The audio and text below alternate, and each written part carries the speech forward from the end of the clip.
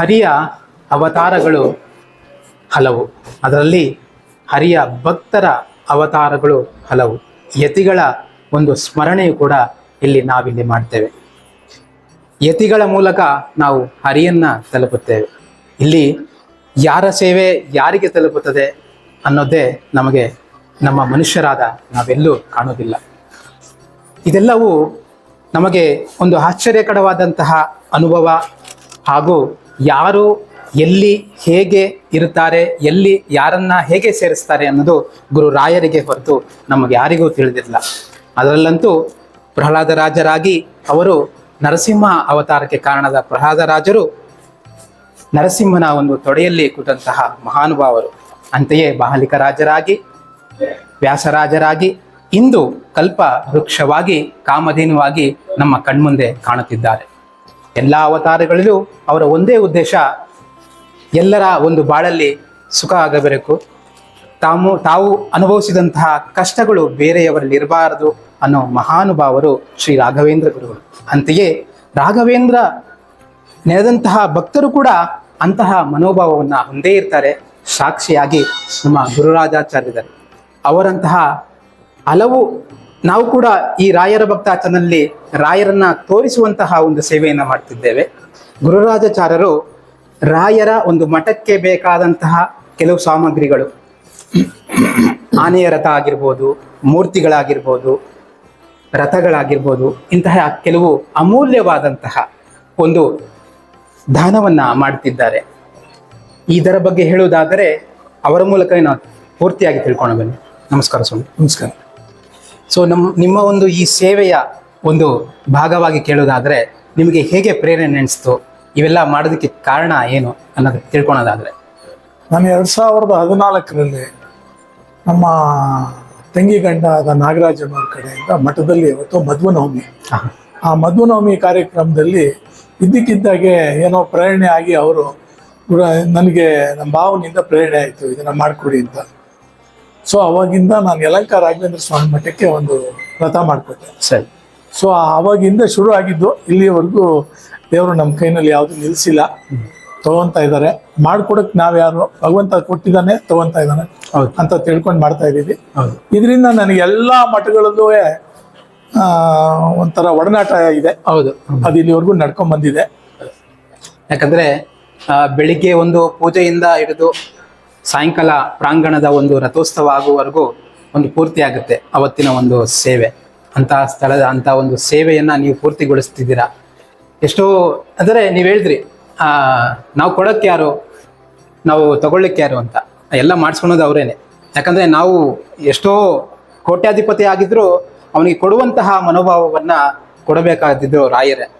So ಸೇವೆಯನ್ನು ಯಾರ ಕೈಯಲ್ಲಿ ತಗೋಬೇಕು ಅನ್ನೋದು ಅವರು ನಿಶ್ಚಿತ ಮಾಡ್ತಾರೆ. ನಾವು ಕೊಡೋದಷ್ಟೇ ನಾವು ನಿಮಿತ್ತವಾದಂತಹ ನಾವು ಮನುಷ್ಯರು. ನಮ್ಮ ಸೇವೆಯಲ್ಲಾದಂತಹ ಒಂದು ಬಡವರು ಬಂದು ಒಂದು ಬೆಳಿಗ್ಗೆ ಒಂದು ಹಾಲನ್ನು ಕೊಟ್ಟರು ರಾಯರು ಪ್ರಿಯವಾಗ್ತಾರೆ, ಚಿನ್ನವನ್ನು ಕೊಟ್ಟು ಪ್ರಿಯ ಆಗ್ತಾರೆ. ಅಂದರೆ ಚಿನ್ನವನ್ನೇ ಕೊಡಬೇಕು ಅಂತ ಅವ್ರು ಕೇಳಲ್ಲ.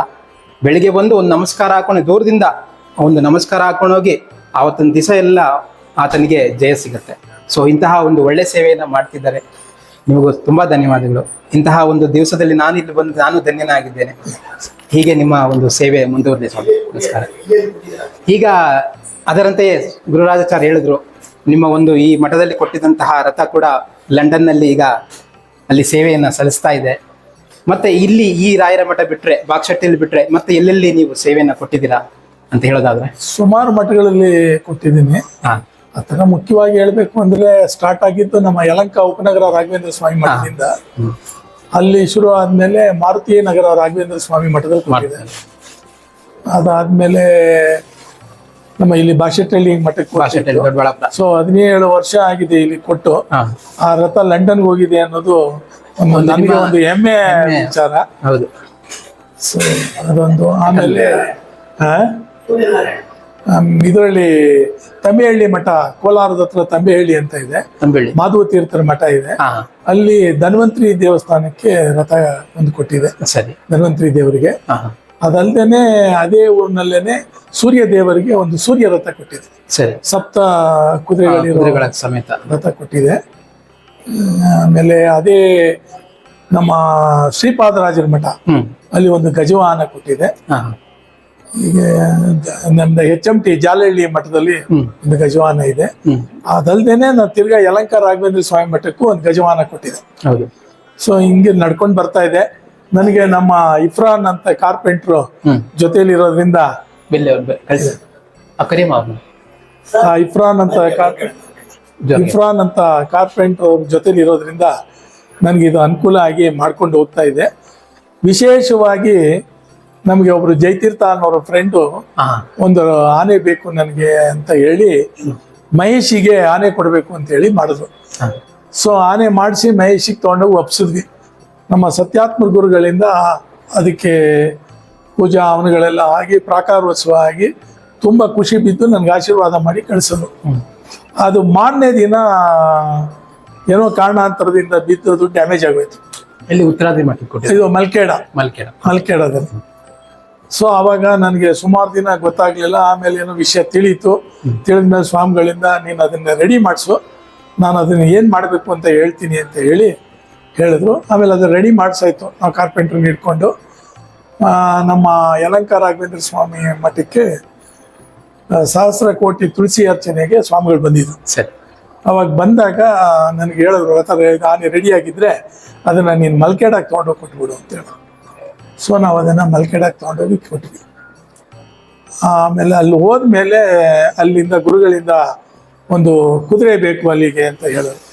ಕುದುರೆ ಬಂದು ಜಯತೀರ್ಥರಿಗೆ ವಿಶೇಷ. ಹೌದು. ಹಾಗಾಗಿ ಅದು ಬೇಕು ಅಂದರು. ಅದನ್ನು ಮಾಡಿಸಿ ತೊಗೊಂಡೋದ್ವಿ. ಅದರದ್ದು ವಿಶೇಷತೆ ಏನಂದರೆ ನಾವು TTನಲ್ಲಿ ಇದು ಟೆಂಪೋನಲ್ಲಿ ತೊಗೊಂಡೋಗ್ತಾ ಇದ್ದೀವಿ. ಸರಿ. ತೊಗೊಂಡೋಗ್ತಾ ಇರ್ಬೇಕಾದ್ರೆ ದಾರಿನಲ್ಲಿ ಇದ್ದಕ್ಕಿದ್ದಾಗೆ ಒಂದು 5-6 ಕುದುರೆಗಳು ಬಂದು ಅಟ್ಯಾಕ್ ಆಯಿತು. ಇದು ಕಣ್ಣಾರ ನಾವು ಅನ್ಭವಿಸಿದ್ದು. ಆಮೇಲೆ ಇದೇನಿದೆಯಲ್ಲ ಅಂತ ಹೇಳಿ ನಿಲ್ಸಿದ್ರೆ ಆ ಕುದುರೆಗಳೆಲ್ಲ ಬಂದು ಇದನ್ನ ದರ್ಶನ ಮಾಡ್ಕೊಂಡೋಯ್ತು ಸರ್. ನೋಡಿ, ಜೀವಂತ ಕುದುರೆಗಳು ನೋಡ್ಕೊಂಡೋಯ್ತು. ಸೊ ಬಂದು ಅಲ್ಲಿಗೆ ಸಮರ್ಪಣೆ ಮಾಡಾಯ್ತು. ಆಮೇಲೆ ಅದು ಸಮರ್ಪಣೆ ಆಗಿ ನಮ್ಮ ಸತ್ಯಾತ್ಮರು ಬಂದು ಸಮರ್ಪಣೆ ಮಾಡಿದ್ರು. ಮಾಡಾದ್ಮೇಲೆ ಅಲ್ಲಿ ಎರಡನೇ ಸತಿ ಫ್ಲಡ್ ಬಂದು ಈ ಆನೆ ಕುದುರೆ ಎಲ್ಲ ನೀರಿನಲ್ಲಿ ಹೊಡ್ಕೊಂಡಿಟ್ಟಾಯ್ತು. ಸರಿ. ಸೊ 6-7 ತಿಂಗಳ ಕಾಲ ನಮಗೆ ಆನೆ ಎಲ್ಲಿದೆ ಕುದುರೆ ಎಲ್ಲಿದೆ ಅಂತ ಗೊತ್ತಾಗಲಿಲ್ಲ. ಆಮೇಲೆ ಏನೋ ಯಾವುದೋ ಕಾರಣಾಂತರದಿಂದ ಯಾರೋ ಮುಖಾಂತರ ಬಂದು ತಿರ್ಗಾ ಸ್ವಸ್ಥಾನಕ್ಕೆ ಸೇರ್ಕೊಂತದ್ದು. ಯಾಕೆಂದ್ರೆ ಅಲ್ಲಿರೋ ಜಯತೀರ್ಥರು ಅಂತ ಸತ್ಯ ಇರೋದ್ರಿಂದ ಅದಕ್ಕೆ ಬಂದಿದೆ. ತಿರ್ಗಾ ಆಮೇಲೆ ಅದು ನೀರಿನಲ್ಲಿ ಇದ್ದಿದ್ರಿಂದ ಏನು ಅಂತ ಇದಾಗಿರ್ಲಿಲ್ಲ. ಅವ್ರ ಕೈನಲ್ಲಿ ತಿರ್ಗಾ ಎಲ್ಲ ಪಾಲಿಶು ಇದಾಗಿತ್ತು, ಅದನ್ನೆಲ್ಲ ಮಾಡಿಸಿ ಇವಾಗ ಸೇವೆನಲ್ಲಿ ತೊಡಗಿದೆ. ಈಗ ಅದು ನಮಗೆ ಅದೊಂದು ದೊಡ್ಡ ವಿಶೇಷ. ಎಲ್ಲೋ ಎಷ್ಟು ಕೊಟ್ಟಿರ್ಬೋದು ನಾನು, ಆದರೆ ಮಲ್ಕೇಡ ಯತಿಗಳಿರುವಂಥ ಮಲ್ಕೇಡ ಕೊಟ್ಟಿದ್ದೀವಲ್ಲ, ಅದರದ್ದು ವಿಶೇಷತೆನೇ ಬೇರೆ. ಹೌದು. ಹಂಗಾಗಿದೆ. ಅದೊಂದು ಇದು ಇಲ್ಲಿ 17 ವರ್ಷಗಳಿಂದ ಇದ್ದು ರಥ ಅವ್ರು ಯಾರೋ ಏನೋ ಲಂಡನ್ನಲ್ಲಿರೋರು ಅವ್ರಿಗೆ ಪ್ರೇರಣೆ ಆಗಿ ರಾತ್ರಿ ಅವ್ರು ಬಂದು ನಮ್ಮನ್ನು ಕೇಳಿ ನಮ್ಮ ಕಡೆಯಿಂದ ರಥ ಅಲ್ಲಿಗೆ ಹೋಗುತ್ತೆ ಅನ್ನೋದಾದರೆ ಅದಕ್ಕಿಂತ ಇದು ಸಂತೋಷ ಪಡೋ ವಿಷಯ ಏನಿದೆ ಅಂತ ಹೇಳಿ ಮಾಡಿಸ್ಕೊಟ್ಟಾಯ್ತು. ಅವ್ರಿಗೆ ಕಳಿಸ್ಕೊಟ್ವಲ್ಲ ಅನ್ನೋ ಒಂದೇ ಕಾರಣಕ್ಕೆ ಈ ಮಠಕ್ಕೆ ರಥ ಕೊಡಬೇಕು ಅಂತೇಳಿ ಜನವರಿಗೆ ಆ ರಥ ಲಂಡನ್ಗೆ ಹೋಯ್ತು. ಅಲ್ಲಿ 22ನೇ ತಾರೀಕು ರಾಮ ಪ್ರತಿಷ್ಠಾಪನೆ ದಿನ ಅಲ್ಲಿ ಪ್ರಾಕೋತ್ಸವ ಆಯ್ತು. ಸೊ ಅದಾದ್ಮೇಲೆ ಆ 3 ತಿಂಗಳಲ್ಲಿ ರಥ ಮಾಡಿ ಇಲ್ಲಿ ತಂದು. ಹೌದು, ಮನ್ಸು ಮಾಡಿದ್ರೆ ಅವ್ರು ಬೇರೆ ಇಲ್ಲ, ನಾವು ಕೇಳಾಯ್ತು, ನಿಮ್ಗೆ ಏನ್ ದುಡ್ಡು ಬೇಕಾದ್ರೂ ನಾನು ಕೊಡ್ತೀನಿ, ನನ್ಗೆ ಇದೇ ರಥ ಬೇಕು ಅಂತ ಹೇಳಿದ್ರು. ಸೊ ಹಂಗಾಗಿ ಆ ರಥ ಅಲ್ಲಿಗೆ ಅದರಿಂದ ನಮ್ಮ ಈ ಗುರುರಾಜಾಚಾರ್ಯ ದೊಡ್ಡ ಮನ್ಸು ಮಾಡಿ ಅಲ್ಲಿ ಕೊಟ್ಟರು ಅವರು. ಯಾಕಂದ್ರೆ ದಾನ ಕೊಟ್ಮೇಲೆ ಅವ್ರು ಕೊಡಲ್ಲ ಅನ್ಬೋದಾಗಿತ್ತಲ್ಲ. ಹೌದೌದು ಅಂತ ಅಂದ್ರು. ಏನಂದ್ರೆ ಅವ್ರ ಆಯ್ರೆ ಅಲ್ಲಿ ಬೇಕು ಅಂದಾಗ ನಾವ್ ಯಾರು ಕೊಡ್ಲಿ. ಅವ್ರಿಗೆ ನನ್ನ ಮೇಲೆ ನಮ್ಮ ಮನೆಯವ್ರ ಮೇಲೆ ಇರೋ ಆ ಒಂದು ಪ್ರೀತಿ ವಿಶ್ವಾಸದ ಮೇಲೆ ಅವರು ಆ ತಾಯಿ ಅಲ್ಲಿದ್ದಾರೆ ಲಂಡನ್ ಅಲ್ಲಿ ಅಂತ ತಿಳ್ಕೊಂಡು ಅಲ್ಲಿ ಕಳಿಸಿದ್ರು. ಅದು ಕಳಿಸ್ಮೇಲೆ ನಾನು ಇಲ್ಲಿ ಕೊಡ್ತಾ ಇರೋದು ನನಗೆ ಇದು ಕೊಡ್ತಾ ಇದ್ದೀನಲ್ಲ ಅನ್ನೋ ಭಾವನೆನೇ ನಂಗೆ ಬಂದಿಲ್ಲ ಇಲ್ಲಿವರೆಗೂ. ಹೌದು, ನನಗೆ ಇಲ್ಲಿ ಆದಷ್ಟು ಬೇಗ ತಂದಿಡ್ಬೇಕು, ಆ ಜಾಗದಲ್ಲಿ ರಥ ಇರ್ಬೇಕು ಅನ್ನೋದಿತ್ತು. ಇವತ್ತು ಅದು ಪೂರ್ಣ ಆಗಿದೆ. ಒಳ್ಳೆಯ ಒಂದು ಶುಭ ದಿನದಲ್ಲಿ ಗುರುವಾರದಂದೇ ನೀವು ತಂದು ಕೊಟ್ಟಿದ್ದ. ಹೀಗೆ ನಿಮ್ಮ ಜೀವನ ರಥ ಕೂಡ ಇನ್ನ ಸಾಗಲಿ.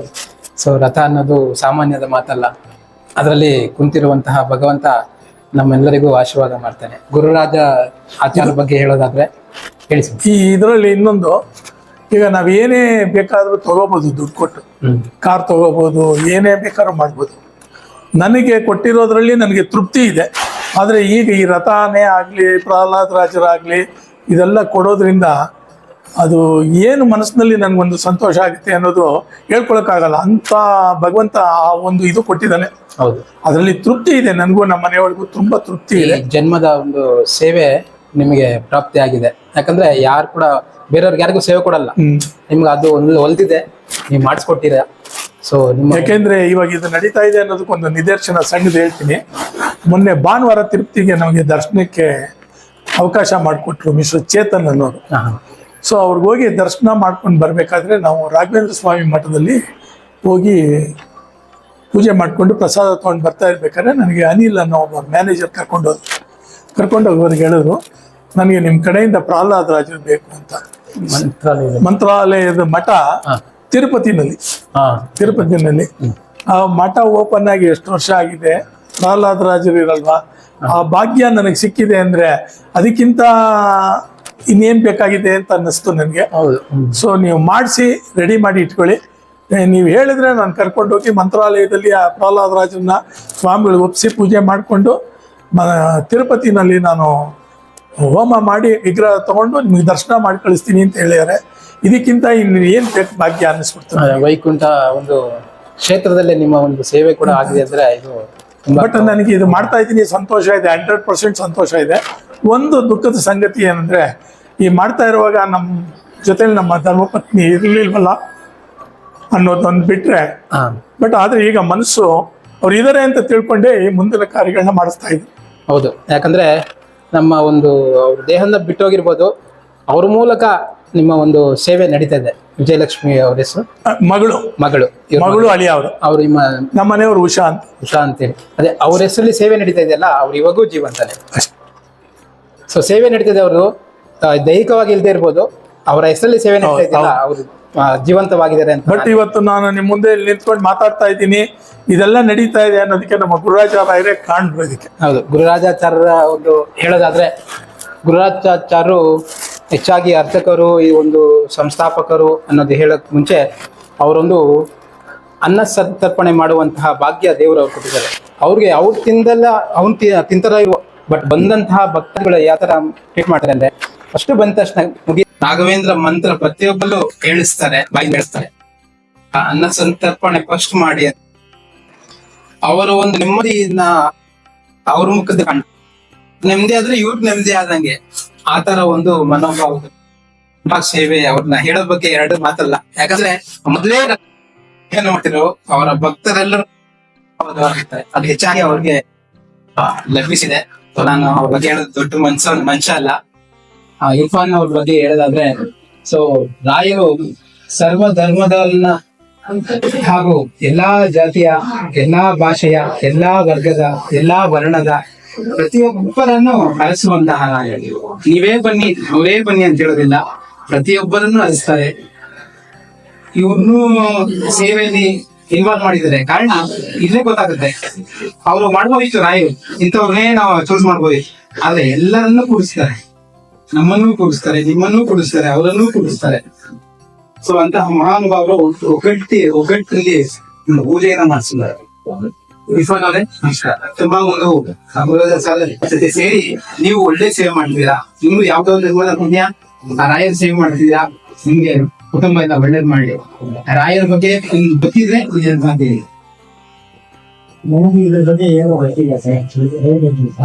ನಾನು ನೋಡಿದ್ರದ್ದು ನಮ್ಗೆ ನಾನು, ಬಟ್ ಇಲ್ಲಿಂದ ನಾನು ಶುರು ಮಾಡಿದ್ದೀನಿ, ಅಲ್ಲಿಂದ ನಾನು ನಮ್ಗೆ ಫೀಲಿಂಗ್ಸ್ ಇದೆ. ಹೌದು, ಮತ್ತೆ ಏನೇನು ನಮ್ದು ಇದರಲ್ಲಿ ಚೇಂಜಸ್ ಆಗಿದೆ.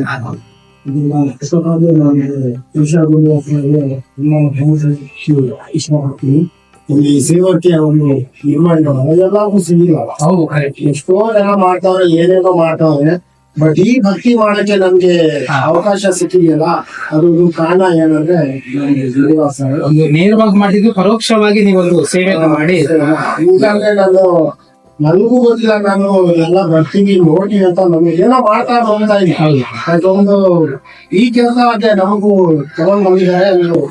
ಕ್ಲೋಸ್ ಫ್ರೆಂಡ್ ಯಾರು ಅಂದ್ರೆ ನಮ್ದು ಗುರುವಾರ ಅದಕ್ಕೆ ತುಂಬಾನೇ ಥ್ಯಾಂಕ್ಸ್ ಹೇಳ್ತಾ ಇದ್ದೀವಿ. ಯಾಕಂದ್ರೆ ಸುಮಾರು 10 ವರ್ಷದಿಂದ ನಾವು ಜೊತೆ ಇದ್ದೀವಿ. ಇಲ್ಲಿವರೆಗೂ ಏನು ಅಂತಂದ್ರೆ ನಮ್ದು ಒಂದು ಹೆಸರು ಗೊತ್ತಿಲ್ಲ ಸಾಲು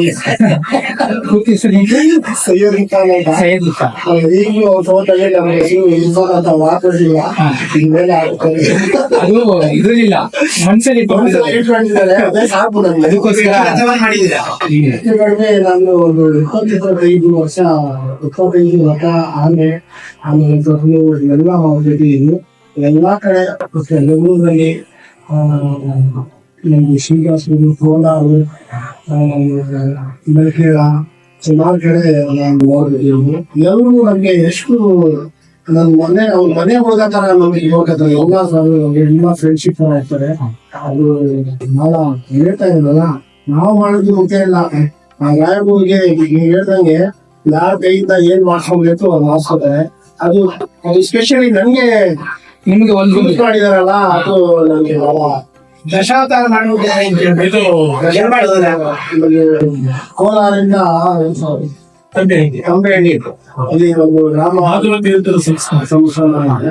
ಅಲ್ಲಿ ಒಂದು ದಶಾವತಾರ ಮಾಡಿಕೊಟ್ಟಿದ್ದೀನಿ. ಸುಮಾರು ಕಡೆ ಸೇವೆ ಕೊಟ್ಟಿದ್ದೀನಿ. ಇಲ್ಲಿವರೆಗೂ ಎಲ್ಲಿವರೆಗೂ ನಾವು ಜೀವ ಕಾಯ್ದಿದ್ದೀವಿ, ಅಲ್ಲಿವರೆಗೂ ಸೇವೆ ಅವರು ಅಂತ ಈ ಶ್ರದ್ಧೆ, ಒಂದು ಪ್ರಾಮಾಣಿಕತೆ ಎಲ್ಲೆಲ್ಲಿ ಇರ್ತಾವ ಇದ್ದೇ ಇರ್ತಾರೆ. ಸೊ ಧರ್ಮ ಅನ್ನೋದು ಕೆಲವೊಬ್ಬರಿಗೆ ಒಂದು ಅಚ್ಚುಕಟ್ಟಲ್ಲಿ ಇರ್ತಾರೆ. ಹಿಂದೂ ಕಟ್ಟಿನಲ್ಲಿ ಅದು ಧರ್ಮ ಅನ್ನೋದೇ ಅರ್ಥ ಬೇರೆ. ಧರ್ಮ ಅನ್ನೋದು ಪ್ರತಿಯೊಬ್ಬರಲ್ಲೂ ಇರುತ್ತೆ. ಪಂಥ ಬೇರೆ ಇರ್ಬೋದು. ಧರ್ಮ ಅನ್ನೋದು ನಾವು ನಡೆ ನುಡಿದಲ್ಲೇ ಧರ್ಮ. ಮುಸ್ಲಿಮ್ಸ್ ಆಗ್ಲಿ, ಕ್ರಿಶ್ಚಿಯನ್ ಆಗ್ಲಿ, ಪ್ರತಿಯೊಬ್ಬರು ಒಂದೇ ಧರ್ಮ ಇರ್ಬೇಕು. ಇದ್ರಲ್ಲಿ ಬಂದ್ಮೇಲೆ ನಮ್ಗೆ ಇದೆಲ್ಲ ಅರ್ಥ ಆಗಿದೆ. ಹೌದಾ? ಇದೆಲ್ಲ ಯಾವ ಹೇಳ್ತಾರೆ ಕೇಳಿದೀನಿ, ಬಟ್ ಈ ಬಂದ ಮೇಲೆ ನಮ್ಗೆ ಅದೆಲ್ಲ ನಂತರ ಅವರ ಸ್ವಭಾವನೆ ಇಲ್ಲಿ ಒಂದೇ ಕಡೆ ಇಲ್ಲ, ನಾನು ಎಲ್ಲ ಕಡೆನೂ ಹೋಗಿದ್ದೀನಿ. ಎಲ್ಲ ನನಗೆ ರೆಸ್ಪೆಕ್ಟ್ ಸಿಗ್ತದೆ. ನಮ್ಮ ಬೇರೆ ಜಾತಿ ನಮ್ಗೆ ಬೇಕಂತ ಒಂದೇ ಎಲ್ಲೋದ್ರು ನಾನು ಖಾಲಿ ಬಂದಿಲ್ಲ. ಪ್ರಶಾಂತ ಆಶೀರ್ವಾದ ತಗೊಂಡೇ ಬಂದಿದ್ದೀನಿ. ಅಷ್ಟೇ ಸಾಕು. ಒಬ್ಬ ಮೂಲಕ ಕಾರಣ ಆಗ್ತಾರೆ. ಕೊನೆಯ ಕಾರಣ ಭಗವಂತ. ಸೊ ಅವ್ನಿಗೆ ಸೇವೆ ಮಾಡ್ತಾ ಹೀಗೆ ಮತ್ತೆ ಅದು ಸೇವೆ ಮತ್ತಷ್ಟು ಕೈಲಾದಷ್ಟು ನಿಮಗೆ ಮತ್ತಷ್ಟು ಶಾಂತಿಯನ್ನು ಅವರು ಸ್ವರ್ಗದಲ್ಲಿ ಇವರು ಮಾಡುವಂತಹ ಸೇವೆ ಮೂಲಕ ಅವರು ರಾಮದಲ್ಲಿ ಮತ್ತೊಂದು ಜನ್ಮದಲ್ಲಿ ನಿಮ್ಮ ಒಂದು ಸಂಬಂಧ ನನಗೆ ಹಾಗೆ ಅಂತ ಕೇಳಿ ಇಲ್ಲಿ ಮನೆಯನ್ನೇ ಮಂತ್ರಾಲಯವನ್ನು ಮಾಡ್ಕೊಂಡಿಲ್ಲ. ಅದು ನನ್ಗೆ ತುಂಬಾ ಸಂತೋಷ. ನಾನು ಇಲ್ಲಿ ಮಾತ್ರ ಅನ್ಕೊಂಡಿದ್ದೆ, ಕೆಳಗೆ ಹೋಗಿ ನೋಡ್ತೀನಿ ಅದು ದೇವಸ್ಥಾನ, ಮೇಲೆ ಹೋಗಿ ನೋಡ್ತೀನಿ ಅದು ಏನೋ ಒಂದು ಫೋಟೋ ಅನ್ನದಾನ ಅನ್ನಪೂರ್ಣಿಯನ್ನ ಸ್ಪೆಷಲ್ ಆಗಿ ಇದ್ ಮಾಡಿದ್ದಾರೆ. ಮೈಸೂರಿ ದೇವಿ ಅವರ ಯಾರಿಗೆ ತಿರುಗಿದ್ದ ಸೌಭಾಗ್ಯ ನಮ್ಗೆ ಏನ್ ಬೇಕಿಲ್ಲ. ಅಂತಹ ಗುರುಗಳೆಲ್ಲ ನಾನು ಕಣ್ ತುಂಬಿಕೊಂಡು 2 ಸಾರಿ ಕಸ್ಕೊಂಡಿದ್ದಾರೆ, 1000 ಕಸ್ಕೊಂಡಿದ್ದಾರೆ. ಯಾಕಂದ್ರೆ ಒಂದು ಜಾಗದಲ್ಲಿ ಕಸ್ಕೋಬೇಕಂದ್ರೆ ಅವರೇ ಕಾರಣ ಆಗ್ತಾರೆ. ಒಂದ್ ಮಠ ಮಾಡ್ಕೊಂಡು ನಾನು ಹೋಗ್ಬೋದಿತ್ತು, ಆಗಿತ್ತು ಒಂದ್ ಮಠ.